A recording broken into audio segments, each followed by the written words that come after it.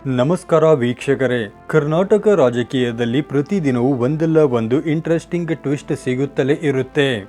ಆದರೆ ಈ ವಾರದ ಆರಂಭದಲ್ಲಿ ಮುಖ್ಯಮಂತ್ರಿ ಡಿ.ಕೆ. ಶಿವಕುಮಾರ್ ಅವರು ವಿಧಾನಸಭೆಯಲ್ಲಿ ಮಾಡಿದ ತಮ್ಮ ಚೊಚ್ಚಲ ಭಾಷಣದ ಒಂದು ಸಾಲು ಇಡೀ ರಾಜ್ಯದ ಗಮನ ಸೆಳೆದಿದೆ. ಅದೇನೆಂದರೆ, ನಾನು ಫುಟ್ಬಾಲ್ ಆಟಗಾರನಲ್ಲ, ನಾನು ಚೆಸ್ ಆಟಗಾರ.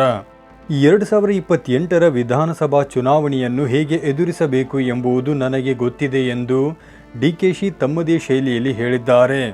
ಎದುರಾಳಿಯ ನಡೆಗಳನ್ನು ಗ್ರಹಿಸಿ ಬೋರ್ಡ್ ನಿಯಂತ್ರಣ ಸಾಧಿಸುವ ಈ ಚೆಸ್ ಆಟದ ಮಾತಿನ ಮೂಲಕ ಡಿ.ಕೆ. ಶಿವಕುಮಾರ್ ಅವರು ಹೈಕಮಾಂಡ್ಗೆ ಮತ್ತು ತಮ್ಮ ವಿರೋಧಿಗಳಿಗೆ ಒಂದು ಬಲವಾದ ಸಂದೇಶ ನೀಡಲು ಹೊರಟಿದ್ದಾರೆ. ಇನ್ನೊಂದೆಡೆ ಮಾಜಿ ಮುಖ್ಯಮಂತ್ರಿ ಸಿದ್ದರಾಮಯ್ಯನವರ ಯುಗ ಮುಗಿದು ಜೂನ್ ಮೊದಲ ವಾರದಿಂದ ಹೊಸ ನಾಯಕತ್ವ ಬಂದ ಮೇಲೆ ಕಾಂಗ್ರೆಸ್ ಹೈಕಮಾಂಡ್ ಸಂಪೂರ್ಣವಾಗಿ ತನ್ನ ಸ್ಟ್ರಾಟಜಿಯನ್ನೇ ಬದಲಾಯಿಸುತ್ತಿದೆ. ಸಿದ್ದರಾಮಯ್ಯನವರ ವೈಯಕ್ತಿಕ ಪ್ರಭಾವದಿಂದ ಹೊರಬಂದು ಪಕ್ಷವನ್ನು ತಳಮಟ್ಟದಿಂದ ಬೆಳೆಸುವ ದೊಡ್ಡ ಪ್ಲಾನ್ ರೆಡಿಯಾಗಿದೆ. ಇವತ್ತಿನ ಈ ವಿಡಿಯೋದಲ್ಲಿ ನಾವು ಸಂಪುಟ ವಿಸ್ತರಣೆಯ ಗೊಂದಲ, ಮುಸ್ಲಿಂ ರಾಜಕಾರಣದ ಹೊಸ ಲೆಕ್ಕಾಚಾರ, ಹಿರಿಯ ನಾಯಕರ ಅಸಮಾಧಾನ ಮತ್ತು 2028ರ ಚುನಾವಣೆಯ ಆಂತರಿಕ ತಂತ್ರಗಾರಿಕೆಯ ಬಗ್ಗೆ ವಿವರವಾಗಿ ಚರ್ಚೆ ಮಾಡಲಿದ್ದೇವೆ. ವಿಡಿಯೋವನ್ನು ಕೊನೆಯವರೆಗೂ ಮಿಸ್ ಮಾಡದೆ ನೋಡಿ. ಕಾಂಗ್ರೆಸ್ನಲ್ಲಿ ಬದಲಾಗ್ತಿದೆಯಾ ಸಿದ್ದರಾಮಯ್ಯ ಯುಗ?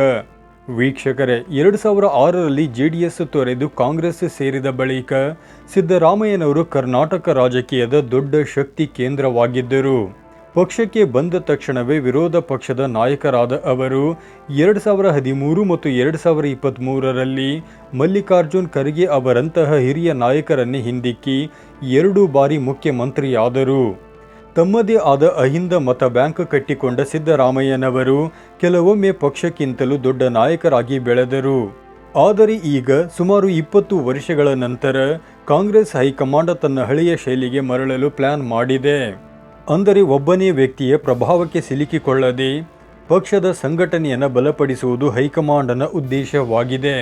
ಸಿದ್ದರಾಮಯ್ಯ ಅವರ ಶಕ್ತಿಯಾಗಿದ್ದ ಅಹಿಂದ ವರ್ಗಕ್ಕೆ ಡಿಕೆಶಿ ಸಂಪುಟದಲ್ಲೂ ಸೂಕ್ತ ಪ್ರಾತಿನಿಧ್ಯ ನೀಡಲಾಗಿದ್ದರೂ ನಿರ್ಧಾರಗಳನ್ನು ತೆಗೆದುಕೊಳ್ಳುವ ಅಸಲಿ ಅಧಿಕಾರವನ್ನು ಈಗ ಹೈಕಮಾಂಡ್ ತನ್ನ ಕೈಗೆ ತೆಗೆದುಕೊಳ್ಳಲು ಆರಂಭಿಸಿದೆ.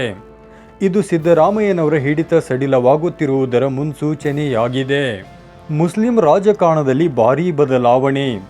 ಈ ಹೊಸ ಬದಲಾವಣೆಯ ಭಾಗವಾಗಿ ನಡೆದಿರುವ ಅತ್ಯಂತ ಪ್ರಮುಖ ಲೆಕ್ಕಾಚಾರ ಏನೆಂದರೆ, ಅದು ಮುಸ್ಲಿಂ ಸಮುದಾಯದ ನಾಯಕತ್ವ ಬದಲಾವಣೆ. 2018ರಲ್ಲಿ ಜೆಡಿಎಸ್ನಿಂದ ಕಾಂಗ್ರೆಸ್ಗೆ ಬಂದ ಜಮೀರ್ ಅಹಮದ್ ಖಾನ್ ಅವರಿಗೆ ಸಿದ್ದರಾಮಯ್ಯನವರ ಪೂರ್ಣ ಬೆಂಬಲವಿತ್ತು ಮತ್ತು ಅವರು ಕಾಂಗ್ರೆಸ್ನ ಪ್ರಮುಖ ಮುಸ್ಲಿಂ ಮುಖವಾಗಿದ್ದರು. ಆದರೆ ಕಳೆದ ದಾವಣಗೆರೆ ದಕ್ಷಿಣ ಉಪಚುನಾವಣೆಯಲ್ಲಿ ಅಲ್ಪಸಂಖ್ಯಾತ ಮತಗಳು ಕಾಂಗ್ರೆಸ್ನಿಂದ ದೂರ ಸರಿದು ಪಕ್ಷದ ಅಭ್ಯರ್ಥಿ ತೀರಾ ಕಡಿಮೆ ಅಂತರದಲ್ಲಿ ಗೆದ್ದ ಮೇಲಷ್ಟೇ ಹೈಕಮಾಂಡ್ ಎಚ್ಚೆತ್ತುಕೊಂಡಿದೆ. ಹೀಗಾಗಿ ಈಗ ಯುಟಿ ಖಾದರ್ ಅವರನ್ನು ಕಾಂಗ್ರೆಸ್ನ ಹೊಸ ಮುಸ್ಲಿಂ ಮುಖವಾಗಿ ಬಿಂಬಿಸಲಾಗುತ್ತಿದೆ. ಜಮೀರ್ ಅಹಮದ್ ಖಾನ್ ಅವರ ಬಳಿ ಇದ್ದ ಅತ್ಯಂತ ಪ್ರಭಾವಿ ವಕ್ಫ್ ಮತ್ತು ಅಲ್ಪಸಂಖ್ಯಾತ ಕಲ್ಯಾಣ ಖಾತೆಗಳನ್ನು ಕಿತ್ತುಕೊಂಡು ಈಗ ಯುಟಿ ಖಾದರ್ ಅವರಿಗೆ ನೀಡಲಾಗಿದೆ. ಇದು ಕಾಂಗ್ರೆಸ್ ತನ್ನ ಆಂತರಿಕ ತಂತ್ರವನ್ನು ಬದಲಾಯಿಸುತ್ತಿದೆ ಎಂಬುದಕ್ಕೆ ನೇರ ಉದಾಹರಣೆಯಾಗಿದೆ. ದಾವಣಗೆರೆ ಉಪಚುನಾವಣೆಯಲ್ಲಿ ಆದ ಮುಸ್ಲಿಂ ಮತಗಳ ಧ್ರುವೀಕರಣವನ್ನು ಸರಿಪಡಿಸಲು ಈ ಹೆಜ್ಜೆ ಇಡಲಾಗಿದ್ದರೂ ಇದು ಸಿದ್ದರಾಮಯ್ಯ ಅವರ ಬೆಂಬಲಿಗರ ವಲಯದಲ್ಲಿ ಅಸಮಾಧಾನದ ಹೊಗೆಯಾಡುವಂತೆ ಮಾಡಿದೆ. ಸಂಪುಟ ಸಂಕಟ ಮತ್ತು ಹಿರಿಯ ನಾಯಕರ ಅಸಮಾಧಾನ. ಮಂತ್ರಿಮಂಡಲ ವಿಸ್ತರಣೆಯ ಸಮಯದಲ್ಲಿ ಸಿದ್ದರಾಮಯ್ಯನವರಿಗೆ ಭಾರೀ ದೊಡ್ಡ ಹಿನ್ನಡೆಯಾಗಿದೆ. ಸಂಪುಟಕ್ಕೆ ಎಂಎಲ್ಸಿ ಗಾಯತ್ರಿ ಶಾಂತೇಗೌಡ ಅವರನ್ನು ಸೇರಿಸುವ ನಿರ್ಧಾರವು ಸಿದ್ದರಾಮಯ್ಯನವರಿಗೆ ರಾಜಭವನಕ್ಕೆ ಪಟ್ಟಿ ಹೋಗುವ ಕೊನೆಯ ಕ್ಷಣದವರೆಗೂ ತಿಳಿದಿರಲಿಲ್ಲ.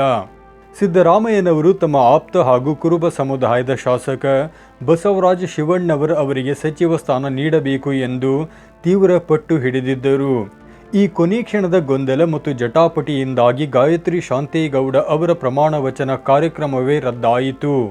ಸದ್ಯಕ್ಕೆ ಸಂಪುಟದ 34 ಸ್ಥಾನಗಳಲ್ಲಿ 33 ಭರ್ತಿಯಾಗಿದ್ದು ಮಂತ್ರಿ ಮಂಡಲದಲ್ಲಿ ಒಬ್ಬರೇ ಒಬ್ಬ ಮಹಿಳಾ ಪ್ರತಿನಿಧಿಯೂ ಇಲ್ಲದಂತಾಗಿದೆ. ಈಗ ಖಾಲಿ ಇರುವ ಆ ಒಂದು ಸ್ಥಾನವನ್ನು ಮಹಿಳಾ ಶಾಸಕಿಗೆ ನೀಡಬೇಕು ಅಥವಾ ಸಿದ್ದರಾಮಯ್ಯನವರ ಸಲಹೆಯಂತೆ ಅವರ ಆಪ್ತ ಶಿವಣ್ಣವರ್ ಅವರಿಗೆ ನೀಡಬೇಕು ಎನ್ನುವುದು ಹೈಕಮಾಂಡ್ಗೆ ದೊಡ್ಡ ತಲೆನೋವಾಗಿದೆ. ಇದರ ನಡುವೆ ಸಂಪುಟದಿಂದ ಹೊರಗುಳಿದಿರುವ H K. Patil, T B. Jayachandra, M. Krishnappa ಮತ್ತು ಬಸವರಾಜ ಶಿವಣ್ಣವರ್ ಅವರಂತಹ ಹಿರಿಯ ನಾಯಕರ ಸೈಲೆಂಟ್ ಅಸಮಾಧಾನ ಸಣ್ಣದೇನಲ್ಲ. ಆಗಸ್ಟ್ 3ರ ಪ್ರಮಾಣ ವಚನ ಸಮಾರಂಭಕ್ಕೆ ಸಿದ್ದರಾಮಯ್ಯನವರು ಗೈರಾಗಿದ್ದು ಮತ್ತು ಮೌನ ವಹಿಸಿರುವುದು ನನ್ನನ್ನು ಪೂರ್ತಿಯಾಗಿ ನಿರ್ಲಕ್ಷಿಸಲು ಸಾಧ್ಯವಿಲ್ಲ ಎಂಬ ಕೌಂಟರ್ ಸಂದೇಶವನ್ನು ಹೈಕಮಾಂಡ್ಗೆ ರವಾನಿಸಲಾಗಿದೆ. ಚದುರಂಗದಾಟ ಮತ್ತು ಸವಾಲುಗಳು. ವೀಕ್ಷಕರೇ, ರಾಜಕೀಯ ವಿಶ್ಲೇಷಕರ ಪ್ರಕಾರ ಸಿದ್ದರಾಮಯ್ಯನವರು ತಮ್ಮ ವಯಸ್ಸು ಮತ್ತು ಬದಲಾದ ರಾಜಕೀಯ ಪರಿಸ್ಥಿತಿಯಿಂದಾಗಿ 2028ರ ಚುನಾವಣೆ ನನಗೆ ಕೊನೆಯಾಗಲಿದೆ, ನಾನು ಮುಂದೆ ಸ್ಪರ್ಧಿಸುವುದಿಲ್ಲ ಎಂದು ಹೇಳಿದ್ದನ್ನು ಹೈಕಮಾಂಡ್ ಗಂಭೀರವಾಗಿ ಪರಿಗಣಿಸಿದ ಹಾಗಿದೆ. ಆದರೆ ರಾಜಕೀಯದಲ್ಲಿ ಯಾವುದೂ ಅಂತಿಮವಲ್ಲ. 2018ರಲ್ಲೂ ಸಿದ್ದರಾಮಯ್ಯ ಇದೇ ಕೊನೆ ಎಂದಿದ್ದರು. ಆದರೆ 2023ರಲ್ಲಿ ಮತ್ತೆ ಸಿಎಂ ಆದರು. ಕರ್ನಾಟಕದಲ್ಲಿ 50%ಕ್ಕೂ ಹೆಚ್ಚು ಇರುವ ಅಲ್ಪಸಂಖ್ಯಾತರು, ಹಿಂದುಳಿದ ವರ್ಗಗಳು ಮತ್ತು ದಲಿತರ ಗಟ್ಟಿ ಬೆಂಬಲ ಸಿದ್ದರಾಮಯ್ಯನವರ ಬೆನ್ನಿಗಿದೆ. ಒಂದು ವೇಳೆ ಅವರನ್ನು ನಿರ್ಲಕ್ಷಿಸಲಾಗುತ್ತಿದೆ ಎಂಬ ಭಾವನೆ ಈ ಸಮುದಾಯಗಳಲ್ಲಿ ಮೂಡಿದರೆ ಅದು ಮುಂಬರುವ ಚುನಾವಣೆಗಳಲ್ಲಿ ಕಾಂಗ್ರೆಸ್ಗೆ ದೊಡ್ಡ ಹೊಡೆತ ನೀಡಬಹುದು. ಡಿ.ಕೆ. ಶಿವಕುಮಾರ್ ಅವರ ಸಂಘಟನಾ ಚಾತುರ್ಯ ಮತ್ತು ಸಿದ್ದರಾಮಯ್ಯನವರ ಜನಪ್ರಿಯತೆ ಎರಡನ್ನೂ ಹೈಕಮಾಂಡ್ ಸರಿಯಾಗಿ ಸರಿದೂಗಿಸಿಕೊಂಡು ಹೋಗದಿದ್ದರೆ 2028ರ ಅಧಿಕಾರದ ಕನಸಿನ ಮಹಲು ಕುಸಿಯುವ ಅಪಾಯವೂ ಇದೆ. ಹಾಗಾದರೆ ಸಿದ್ದರಾಮಯ್ಯನವರ ಬೆಂಬಲವಿಲ್ಲದೆ ಕಾಂಗ್ರೆಸ್ 2028ರಲ್ಲಿ ಅಧಿಕಾರ ಉಳಿಸಿಕೊಳ್ಳಲು ಸಾಧ್ಯವೇ? ನಿಮ್ಮ ಅನಿಸಿಕೆಯನ್ನು ತಪ್ಪದೆ ಕಮೆಂಟ್ ಬಾಕ್ಸ್ನಲ್ಲಿ ತಿಳಿಸಿ. ವಿಡಿಯೋ ಲೈಕ್ ಮಾಡಿ ಮತ್ತು ಶೇರ್ ಮಾಡಿ. ಧನ್ಯವಾದಗಳು.